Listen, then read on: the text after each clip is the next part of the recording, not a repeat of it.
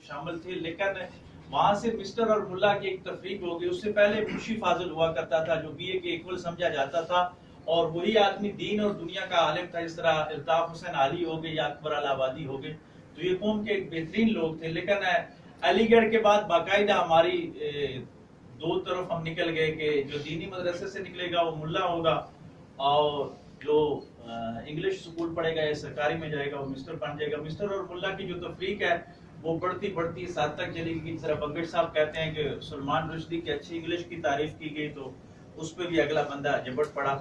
تو Islamic university میں اب تھے تو وہاں فتنہ الہات پہ کافی، یہ ہماری یونیورسٹی میں بہت زیادہ چل پڑا ہے. بہت زیادہ لوگ ہیں جو اس طرح کے لوگ کہتے ہیں جی شراب پیتے ہیں، غریبوں کا خون تو نہیں پیتے.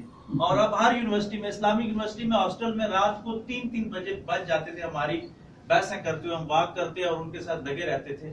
تو ایک دفعہ کیفیٹیریا پہ ہم لگا رہے تھے، کچھ اس طرح کی بات تھی، تو اس بندے نے کہا کہ معاویہ نے یہ کیا، جو دوسرا بندہ تھا اس طرف سے بات چیت چل رہی تھی. اپنے اپنے سیاسی اختلافات مذہبی ہم بحث کرتے تھے. تو کیفیٹیریا کے باہر وہاں ایک ملازم تھا، وہ جپٹ کے آیا اور آ کے ہمارے اوپر بیٹھ گیا. اس نے کہا بھائی جان چائے پئیں اور اپنی اپنی بات کریں، اگر معاویہ کا نام آپ نے اس طرح لیا تو اچھا نہیں ہوگا. یعنی اس نے دھمکی لگا دی.